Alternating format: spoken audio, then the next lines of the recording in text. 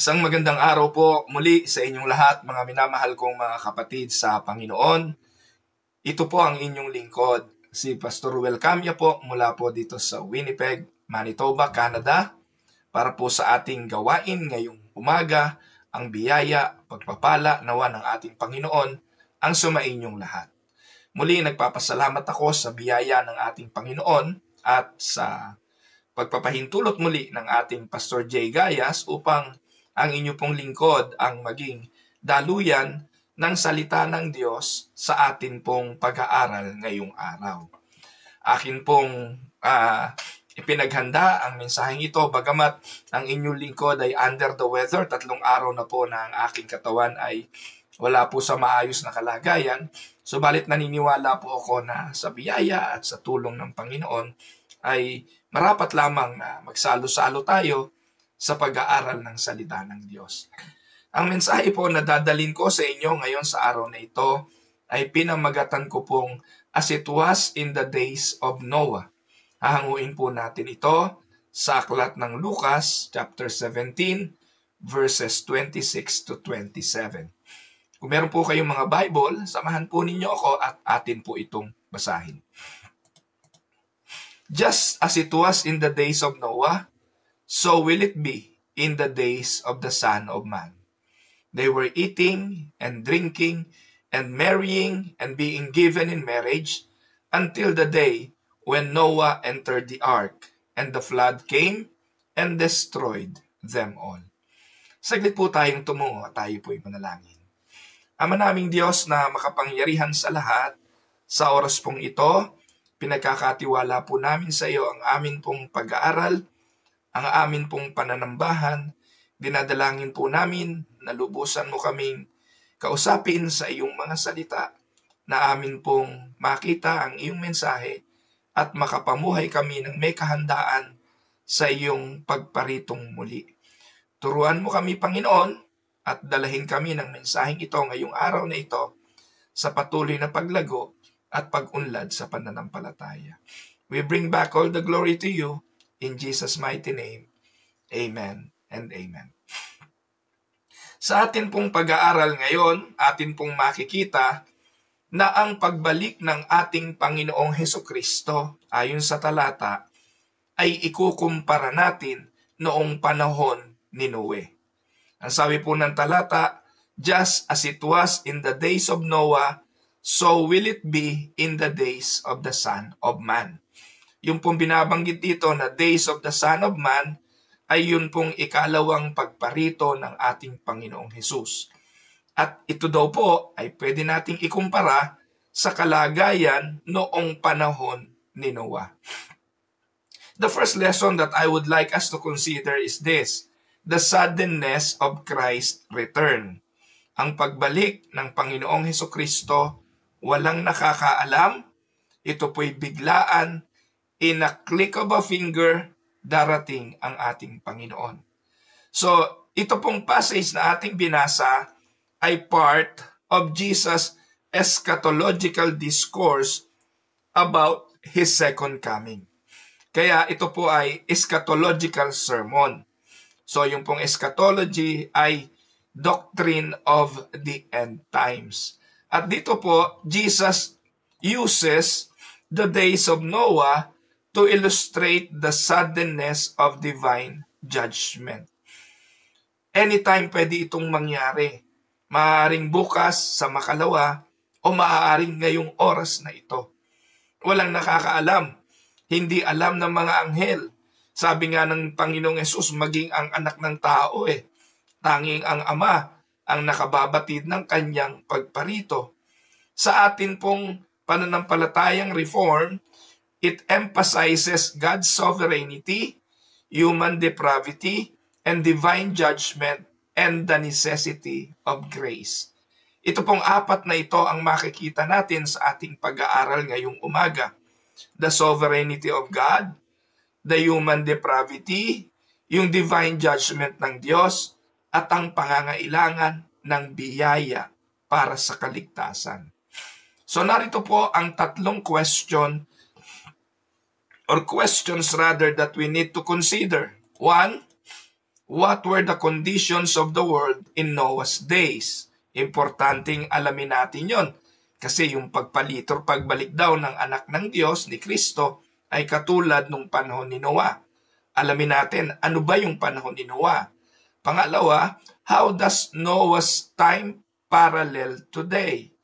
Papaano ba yung buhay ng mga tao sa panahon ni Noah ay maitutulad natin sa panahon natin ngayon? And what lessons does this passage teach us about God's judgment and salvation?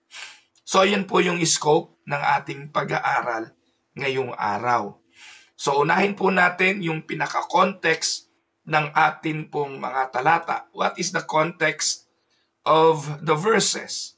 The context is Christ warning about His return. If you're going to read Luke 17:20-37, ito'y discussion on the kingdom of God and the second coming of Christ. Tinalakay ng Panginoon dyan sa Luke 17:20-37. Kung meron kayong Bible, pwede nyo yan basahin, pwede nyo tingnan kung ano ang naging discussion dahil iyan ang context ng ating pag-aaral. Ang mga Pariseo ay lumapit sa kanya at nagtanong. Tinanong siya about the kingdom when the kingdom would come. Makikita natin yan sa Luke 17 verse 20. But Jesus emphasized that His return will be sudden and unexpected. Ikunumpara ito sa isang magnanakaw. Wala namang magnanakaw na sasabihin kung kailan siya magnanakaw. So ganun din naman ang pagbalik ng anak ng Diyos, ang anak ng tao, ay sudden, no one will know. So Jesus compares it to two biblical events. Yung pong ikalawang pagparito niya ay ikinumpara niya sa dalawang event na nangyari sa Old Testament. Una, yung flood and Noah sa Luke 17 at si Lot sa Sodom and Gomorrah sa Luke 17:28-30. So makikita natin na dalawang event yan sa Old Testament, pero dyan ikinumpara ng ating Panginoong Hesus ang ikalawan niyang pagparito. So bilang cross-reference, no, the common theme, ano ang common theme? The common theme, people ignored the warnings of coming judgment. Sa panahon ni Noah, yung mga tao, inignore nila ang paalala ni Noah of a coming flood. Sa panahon ni Lot, inignore nila ang upcoming destruction of Sodom and Gomorrah. Yan ang common theme ng Luke chapter 17. Kung titingnan natin yung parallel or cross-reference niyan sa book of Matthew 24:37-39, ano ang sabi dyan? Kapareha siya ng Luke 17. As it was in the days of Noah, so it will be at the coming of the Son of Man. For in the days before the flood, people were eating and drinking, marrying and given in marriage, up to the day Noah entered the ark. And they knew nothing about what would happen until the flood came and took them all away. That is how it will be at the coming of the Son of Man. So yung account ni Lucas at account ni Matthew, parehas na bumibigkas tungkol sa papaano babalik ang ating Panginoon. Kung papaano daw yung panahon ni Noah, ganun din babalik ang ating Panginoon. Kaya kung may mga nagtatanong sa inyo, mga kapatiran na nagtatanong, kailan ba babalik ang Panginoon? Ang sagot diyan, Luke 17 at Matthew 24.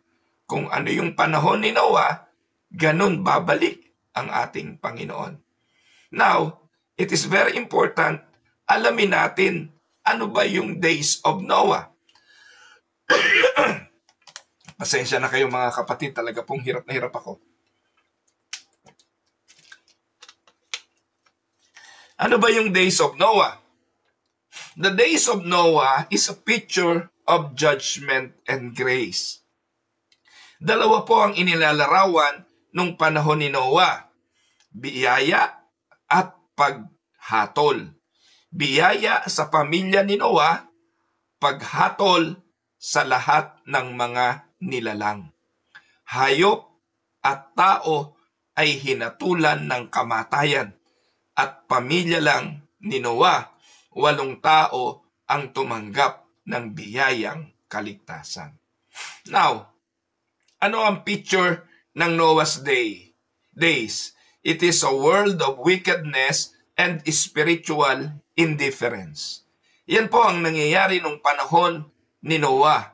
The world before the flood was morally corrupt and violent. Kung babasahin nyo nga yun, Genesis chapter 6 verse 5, ano ang sabi doon?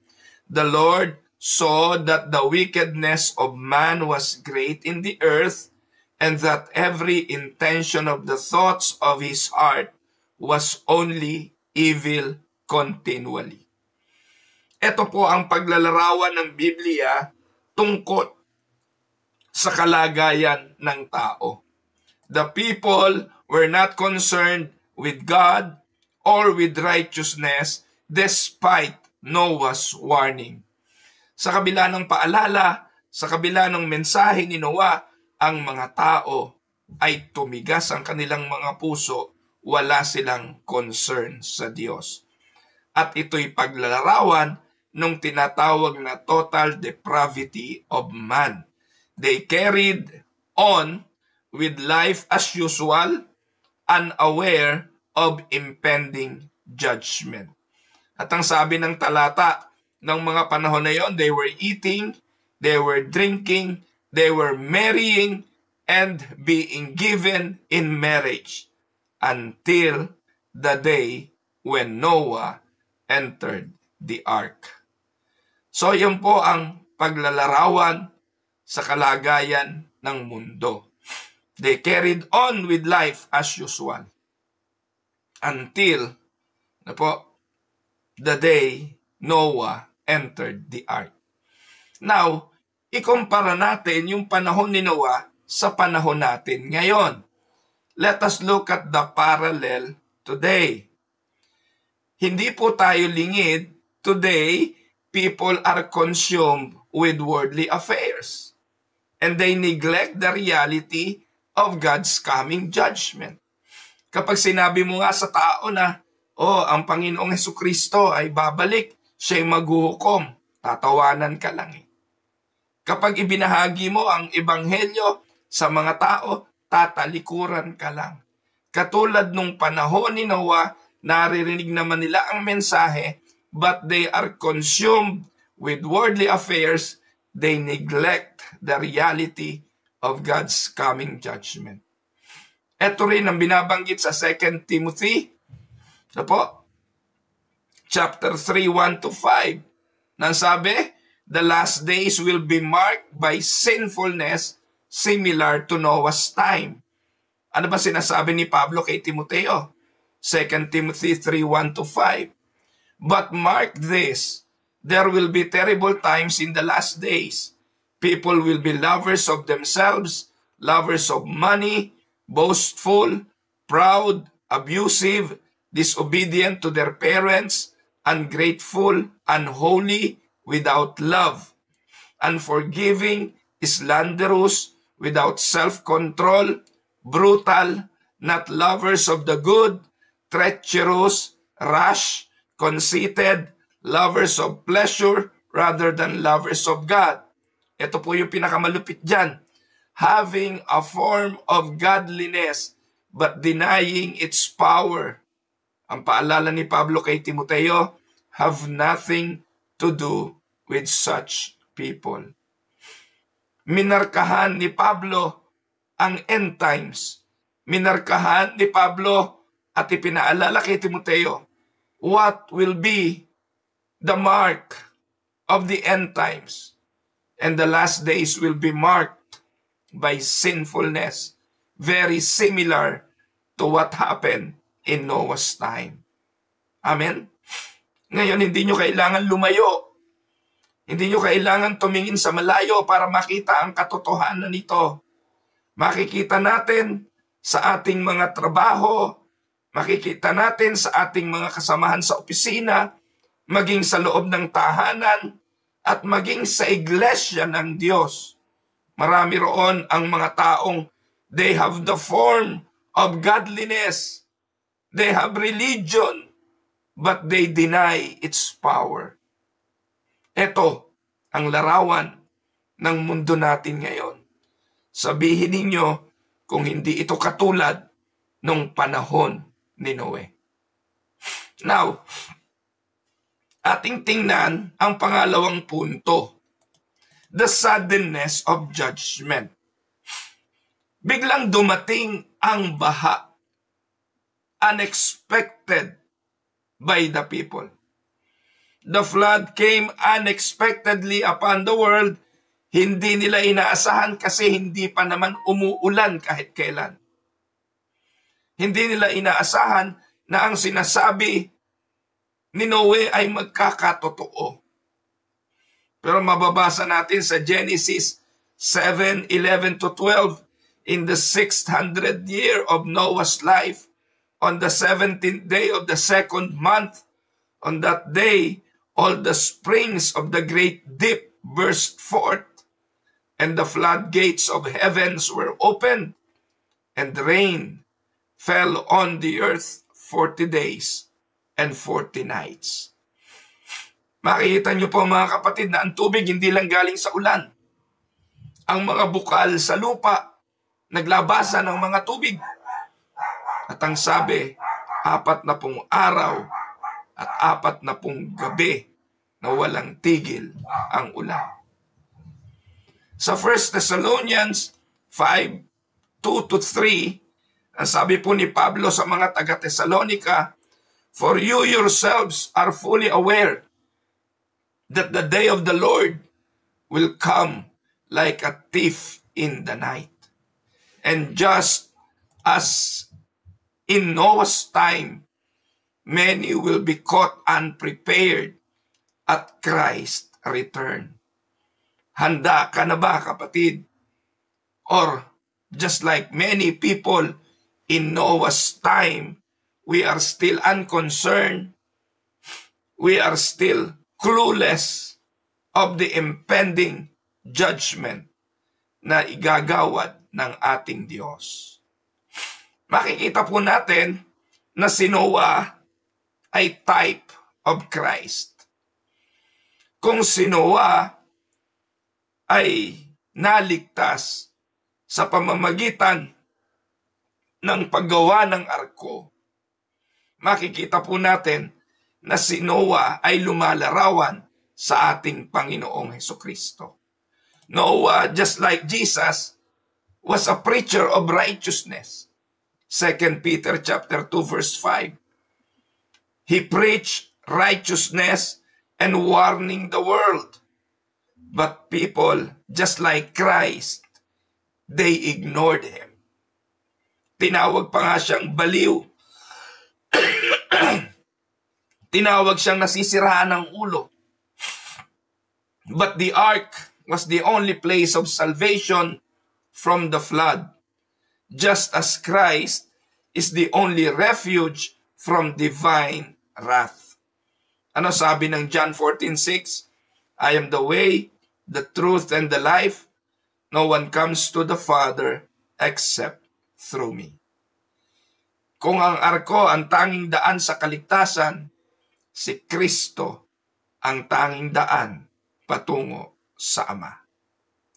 Now, tingnan natin at anong ating matututunan sa ating doktrina. Sa Reformed doctrines, makikita natin sa passage ang ilang mahalagang doctrine. Una, yung tinatawag na the doctrine of total depravity. Dito po ipinakita sa panahon ni Noah ang kondisyon ng tao.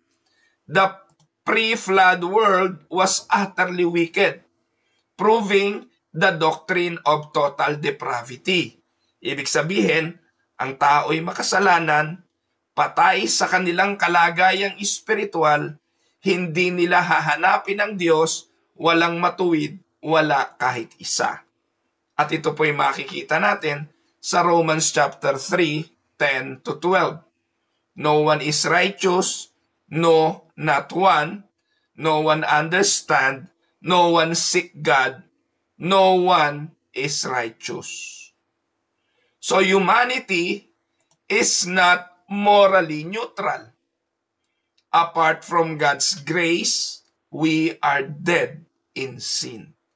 Yan ang sinasabi ng Ephesians chapter 2 verse 1 hanggang 3. Kaya naniniwala tayo dun sa ang tao sa kanyang kalagayan, wala siyang kakayahang iligtas ang kanyang sarili. Nang isinarana ng Diyos ang arko ni Noah, wala na magagawa ang mga nasa labas. Sa pagbalik ng ating Panginoong Hesukristo, wala na ring magagawa ang mga hindi sumampalataya. Amen? Pangalawa, makikita natin yung sovereign grace. Noah found favor. Genesis 6:8. Noah found favor in the eyes of the Lord. The Hebrew word for favor is hen, meaning grace, and Noah was saved not because of his own righteousness. Noah got saved by means of God's sovereign grace. Ang tanong, si Noah ba'y makasalanan? Yung bang asawa ni Noah makasalanan? Yung bang mga anak ni Noah makasalanan? Yung bang mga manugang ni Noah makasalanan? Ang sagot, yes. Sapagkat ang sabi ng Romans chapter 3, 10 to 11, all have sinned and come short to the glory of God. Romans 3:23. Romans 3:10, no one is righteous, none, not even one. And that includes Noah. Pero sa kabila ng lahat ay makasalanan, ang Diyos sa pamamagitan ng kanyang biyaya, pinili niya ang pamilya ni Noe. Kung bakit, hindi ko alam. Kung paano pumili ang Diyos, hindi ko alam. Pero dapat nating ipagpuri at ipagpasalamat sa Diyos kung tayo'y kabahagi sa kanyang mga pinili. This align with Ephesians 2:8 and 9 na nagsasabing, for by grace you have been saved through faith, and this is not your own doing. It is the gift of God, so that no one may boast. Ang kaligtasan natin, biyaya. Sa pamamagitan ng pananampalatayang hindi atin, bigay ito ng Diyos para wag tayong magmalaki. Take note, pati yung saving faith na meron ka, kaya ka nanampalataya kay Jesus, bigay yun sa iyo ng Diyos. Sapagkat hindi lahat ng tao bibigyan ng pananampalataya sa Diyos. Kaya kung nananampalataya ka ngayon, mapalad ka. Kaya ka binigyan ng pananampalataya dahil pinili ka sa kaligtasan. Amen? Makikita rin natin yung unconditional election ng Diyos. Yung God's sovereign choice. Genesis 7:1, anong sabi? Go into the ark, you and all your household, for I have seen that you are righteous before me. You are righteous before me. Bakit? Bakit nakita ng Diyos na si Noah matuwid? Kasi sinunod ni Noe ang utos ng Diyos. Mula sa bawat sukat, sa kahoy na gagamitin, kung anong itsura ng arko, sinunod lahat yon ni Noe at ng kanyang sambahayan.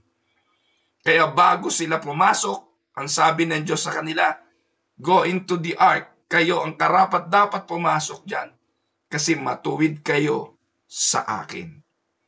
So, God chose Noah just as He chooses His elect for salvation.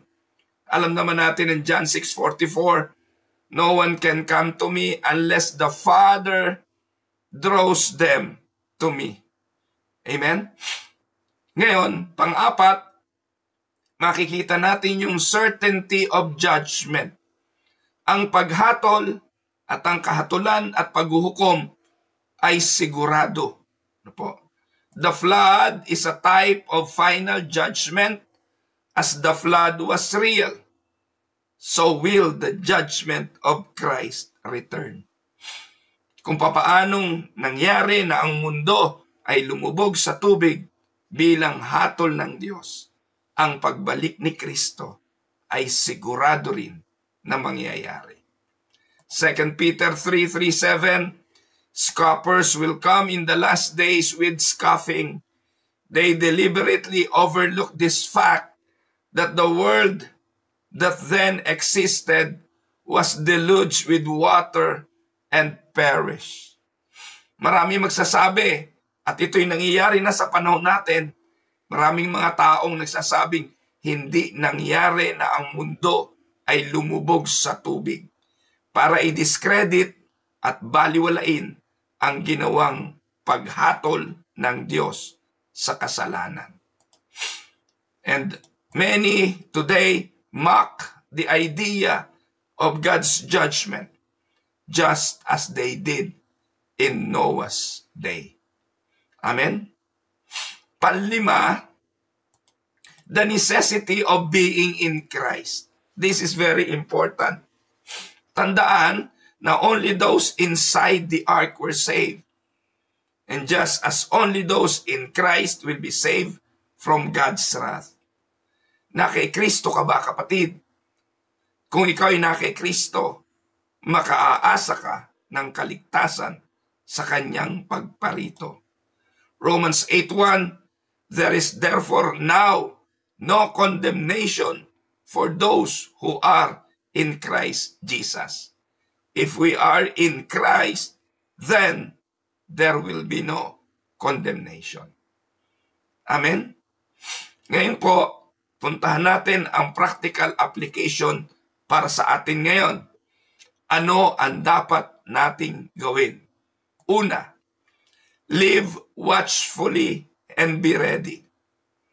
Matthew chapter 24 verse 42, stay awake, for you do not know on what day your Lord is coming. Maging gising tayo. Hindi natin alam kailan babalik ang ating Panginoon.